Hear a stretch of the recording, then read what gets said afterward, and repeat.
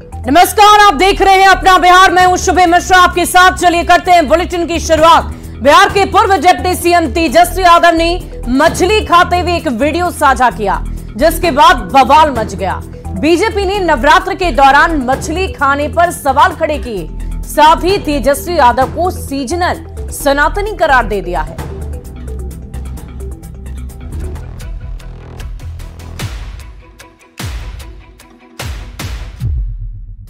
चुनावी मौसम में भागम भाग और रैलियों के बीच फुर्सत वाली तस्वीरें तेजस्वी ने शेयर की हैं।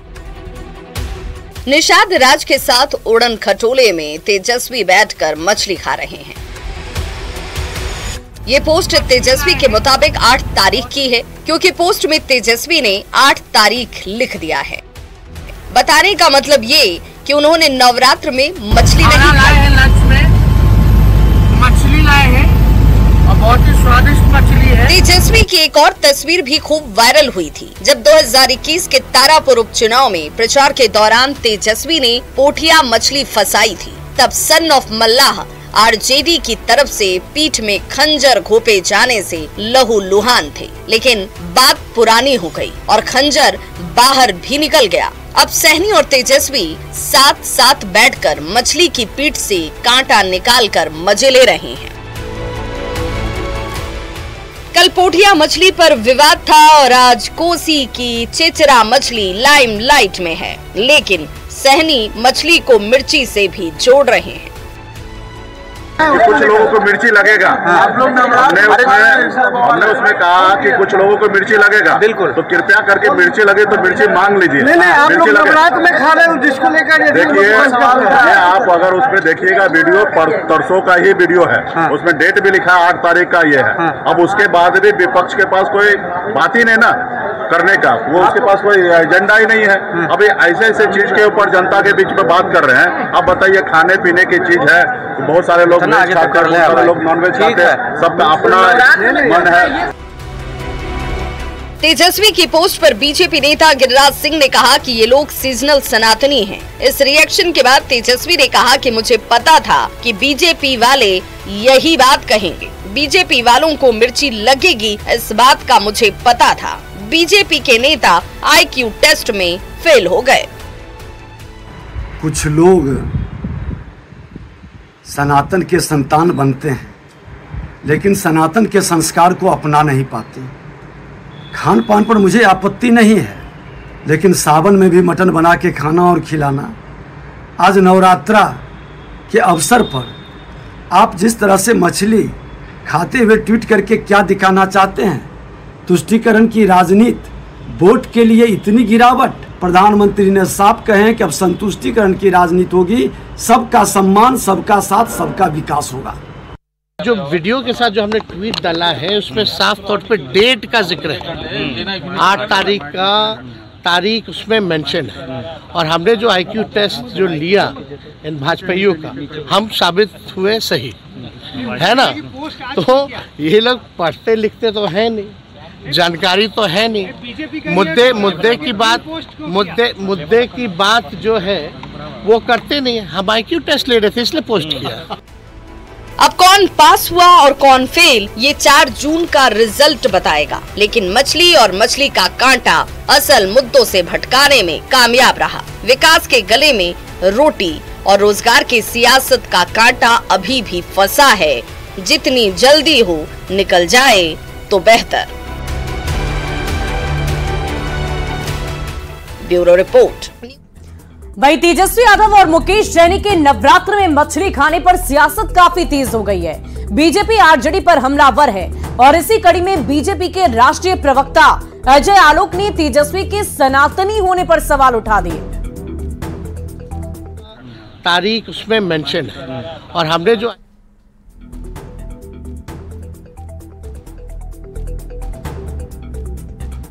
जहाँ तक रहा तेजस्वी या लालू जी, तो फिर पुराना गाना आपने सुना है ना, सावन का महीना मटन करे शोर। राहुल गांधी के साथ मटन बना रहे थे, खा रहे थे, सावन के महीने में शिव भक्ति कर रहे थे। तो तेजस्वी नवरात्र में वही कर रहे हैं। नवरात्र के दिन मछली करे शोर, खाइए, बहुत बड़ी सनातन भक्ति है, कौन मना कर सकता है। और इधर तेजस्वी यादव जब आज चुनाव प्रचार प्रसार से पटना लौटे तो उनसे मछली पर उभरे विवाद के बारे में सवाल पूछे गए तो उन्होंने कह दिया कि मछली का कांटा बीजेपी के गले में अटक गया है, वो तो निकलने वाला ही नहीं है। मुकेश सैनी भी तेजस्वी का साथ देते हुए नजर आए।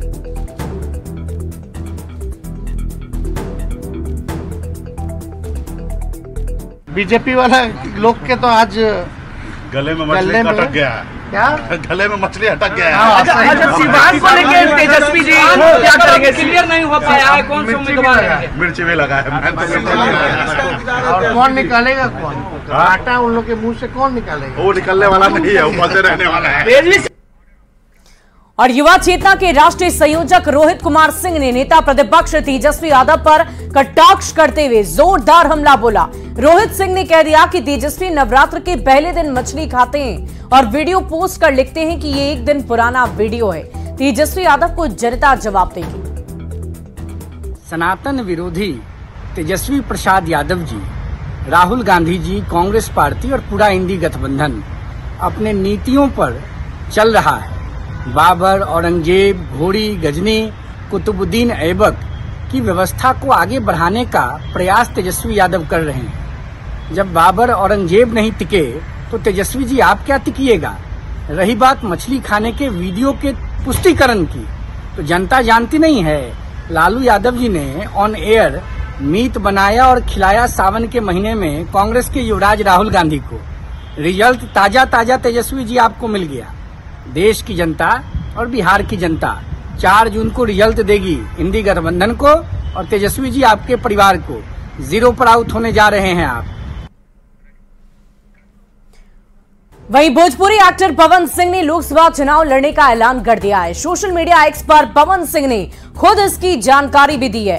पवन सिंह ने एक्स पर पोस्ट शेयर कर लिखा है कि माता गुरुत्रा भूमिर अर्थात माता इस भूमि से कहीं अधिक भारी होती है और मैंने अपनी मां से वादा किया था कि मैं इस बार चुनाव लड़ूंगा।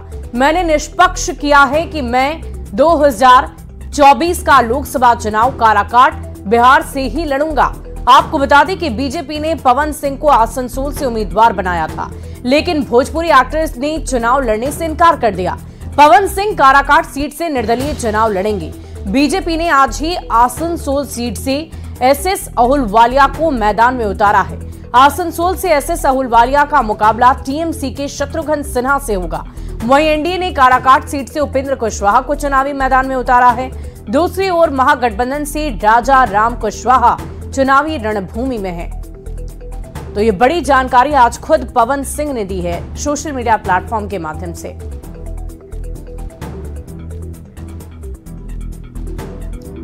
तो पवन सिंह का ये पोस्ट इस वक्त आप देख पा रहे हैं, काराकाट बिहार से लड़ूंगा चुनाव।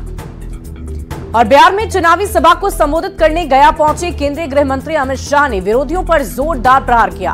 कांग्रेस और आरजेडी की पूर्व की सरकारों पर जमकर निशाना साधा। अमित शाह ने लोगों से बिहार की सभी 40 सीट और देश भर में 400 सीट पार कराने की अपील की है। कांग्रेस पार्टी तुष्टीकरण की राजनीति करती है। इनके एमपी कहते हैं उत्तर भारत और दक्षिण भारत 2 टुकड़े कर दो देश के, और राहुल गांधी चुप बैठे हैं।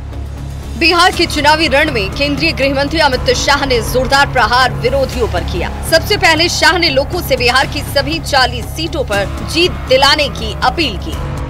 आए थे तब 40 में से 31 सीटें दी, 19 में फिर से आए, 40 में से 39 दी, एक बाकी रख दी थी। इस बार मेरा आपसे प्रार्थना है कि इस बार 40 की 40 सीटें एनडीए की झोली में डाल दी। शाह ने बिहार के विकास का दावा करते हुए कहा कि आज बिहार के साथ ही झारखंड से नक्सलवाद खत्म हो गया है। अब लाल आतंक की जगह विकास ने ले ली है। देश को नक्सलवाद से मुक्त कराने के कगार पर पहुंचा है।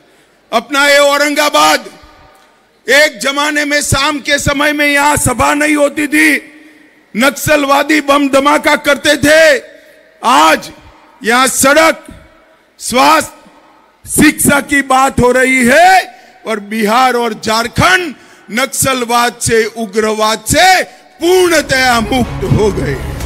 अमित शाह ने साफ तौर पर विरोधियों पर, खासकर कांग्रेस और आरजेडी के नेताओं पर देश तोड़ने तक का आरोप लगाया। अमित शाह ने कहा कि कांग्रेस देश के टुकड़े करना चाहती है तो आरजेडी के नेता सनातन विरोधी हैं। ये लोग क्या विकास करेंगे? कांग्रेस पार्टी तुष्टीकरण की राजनीति करती है।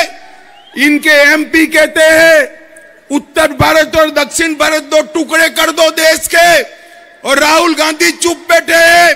राष्ट्रीय जनता दल के नेता हमारे रामचरितमानस का विरोध करते हैं। राजद के नेता वंदे मातरम गाने का विरोध करते हैं। मित्रों, ये लोग विकास नहीं कर सकते। गया सीट से एनडीए प्रत्याशी जीतन राम मांझी के समर्थन में प्रचार करने पहुंचे अमित शाह ने जमकर विरोधियों पर निशाना साधा और कांग्रेस के साथ ही आरजेडी पर गंभीर आरोप भी जड़ दिए। जाहिर है, गर्म होती बिहार की सियासी माहौल में शाह की दहाड़ से राजनीति का पारा और भी गर्म होने वाला है। Bureau report, news 18। टुकड़े कर दो देश के, और राहुल गांधी चुप बैठे। और गृह मंत्री अमित शाह ने गया कि गुरारू में जनसभा को 23 मिनट तक संबोधित किया। इस दौरान उन्होंने राम मंदिर, भ्रष्टाचार, आतंकवाद, नक्सलवाद, धारा 370 और ट्रिपल तलाक के मुद्दे पर विपक्ष को घेरा। उन्होंने कर्पूरी ठाकुर का नाम लेकर कहा कि लालू और कांग्रेस ने इनके नाम पर लंबे समय राजनीति की, लेकिन भारत रत्न पीएम मोदी ने दिया। सभा में मौजूद लोगों से गृह मंत्री ने सवाल को लेकर भी पूछा कि राम मंदिर बनना चाहिए था या नहीं। 74-75 सालों में लालू और गठबंधन के नेता लटकाते भटकाते रहे, लेकिन बीजेपी ने भूमि पूजन करवाया, प्राण प्रतिष्ठा भी करवा दिया। मोदी जी ने कई असंभव काम को पूरा कर दिखाया। अयोध्या में राम मंदिर बनना चाहिए था या नहीं बनना चाहिए था? जरा जोर से बोलो, बनना चाहिए था या नहीं बनना चाहिए था? 75 साल तक एक गठबंधन की पार्टियां, कांग्रेस पार्टी, लालू प्रसाद यादव राम मंदिर को लटकाते रहे, भटकाते रहे, अटकाते रहे। आपने मोदी जी को दूसरी बार प्रधानमंत्री बनाया। 5 साल में ही मोदी जी ने केस भी जीता, भूमि पूजन भी किया और राम लल्ला को अपने भव्य मंदिर में बिठाने का काम भी 22 जनवरी को कर दिया। और 17 तारीख को राम लल्ला अपने भव्य मंदिर में पहली बार रामनवमी मनाएंगे, अपना बर्थडे मनाएंगे। और इसका आनंद आप सभी को है या नहीं है? जरा जोर से बोलो, है या नहीं है? मोदी जी ने ऐसे कई असंभव काम कर दिए। मुझे राष्ट्रीय जनता दल के नेता हमारे रामचरितमानस का विरोध करते हैं। राजद के नेता वंदे मातरम गाने का विरोध करते हैं। मित्रों, ये लोग विकास नहीं कर सकते। मित्रों, ये लोग विकास नहीं कर सकते। ये लोग देश को एक नहीं सकते। ये कर सकते हैं तो केवल और केवल भ्रष्टाचार कर सकते हैं, भ्रष्टाचार कर सकते हैं। ये दोनों पार्टियां, कांग्रेस पार्टी और आरजेडी, 12 लाख करोड़ के घपले, घोटाले, भ्रष्टाचार किए, 45 से ज्यादा स्कैम किए हैं और अभी भी मन नहीं भरा है। और चुनाव प्रचार से पटना लौटते ही तेजस्वी यादव ने अमित शाह पर निशाना साधा। तेजस्वी यादव ने कहा कि ये लोग बिहार के विकास को नहीं देखते और ना ही उसे करते हैं। जो वादे किए उसे ही पूरा नहीं कर पाए। हो जाएगा। 10 साल लापरवाही लिए, 17 साल बिहार में इन लोगों का सरकार, 40 में से 39 MP इन लोगों का, हर जगह विधायक इन लोगों का, मंत्री इन लोगों का, केंद्र मंत्री इन लोगों का, बिहार में सरकार मंत्री इन्हीं लोगों का, अधिकारी हर जगह। अगली खबर दरभंगा से, जहां लोकसभा क्षेत्र से बीजेपी ने गोपाल जी ठाकुर को फिर से उम्मीदवार बनाया।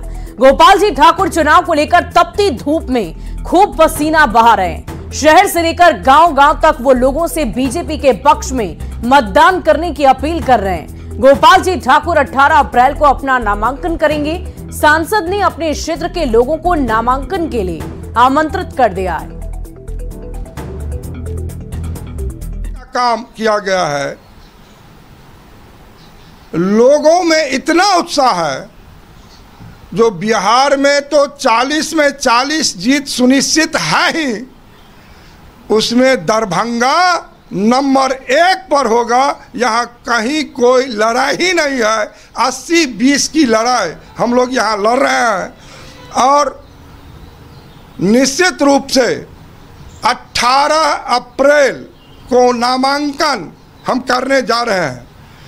आप उसी में देखेंगे लोगों में क्या उत्साह है, और उस उत्साह का परिणाम 13 मई को वोटिंग में दिखने को मिलेगा। वहीं निर्वाचन आयोग की तरफ से बिहार के लिए स्वीप कार्यक्रम की ब्रांड एम्बेसडर बनाई गई मैथिली ठाकुर आज औरंगाबाद पहुंच गई, जहां नगर भवन में आयोजित एक कार्यक्रम में शामिल हुई।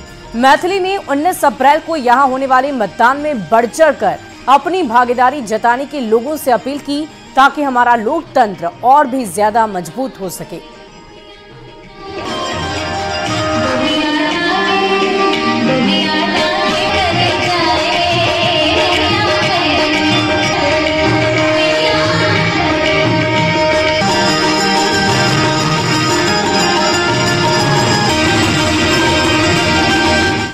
आई हूँ और जैसा कि यहाँ पे मैं सभी लोगों से मिली, सभी के अंदर जो उत्साह है इस बार के लोकसभा चुनाव को लेकर के, बहुत खुशी हुई कि मैं यहाँ पर आई और सबके सामने में मैंने अपनी प्रस्तुति भी दी। और मतदाता हैं सभी लोग, तो मतदान को लेकर के जागरूक किया। और बस 19 अप्रैल बहुत बड़ा दिन है सभी औरंगाबाद वासियों के लिए, तो मैं चाहती हूँ सभी लोग बढ़ चढ़कर हिस्सा लें और इस बार के लोकसभा चुनाव में एक वो स्थापित कर दें कि हर बार से ज़्यादा इस बार वोटिंग प्रतिशत रही हो। तो बस ये उम्मीद है और मैं लगातार कोशिश कर रही हूँ कि मैं लोगों से जितना मिल सके। और अगली खबर मुजफ्फरपुर से, जहां दिन दहाड़े आभूषण दुकान से 51 लाख के आभूषण की लूट हुई है। बाइक सवार 3 अपराधियों ने वारदात को अंजाम दिया। अपराधी ग्राहक बनकर दुकान में घुसे और हथियार के बल पर 51 लाख की ज्वेलरी लेकर फरार हो गए। सूचना मिलने के बाद पुलिस मौके पर पहुंचकर इस पूरे मामले की जांच पड़ताल में जुटी हुई है। पुलिस ने सीसीटीवी के आधार पर अपराधियों की पहचान का दावा किया है, साथ ही जल्द गिरफ्तारी का भी भरोसा दिलाया। और 2 बजे की घटना है, एक आदमी आया हेमलेट पहन के, काउंटर पर हेमलेट रख दिया और उसके बाद चैन दिखाने के लिए बेटा को बोला, तो बेटा चैन दिखाने लगा। उसी में पूरा कहा कि भारी भारी चैन दिखा, पूरा डिब्बे दे दिया। और उसी में उसके बाद नीचे उतरा, 2 आदमी बाहर खड़ा उसको बुला लिया और पिस्तौल तीनों के पास था, पिस्तौल तीनों भिरा दिया। तब बेटा हल्ला करता है, तो हम ऊपर में थे, तो हम ऊपर से नीचे अंदर गए, हल्ला किए चोर चोर चोर। तब वो सब डिब्बा चैन के उछल लिया बैग में, पीठी वाला बैग था। उसके बाद लेके भाग गए। वादी के अनुसार अप्रोक्सीमेट जो कीमत है उसकी 51 लाख के आसपास है। इसमें 700 ग्राम के आसपास उनका गोल्ड है और 1 किलो के आसपास उनकी सिल्वर है, चांदी है। कितने की संख्या में सर आए थे?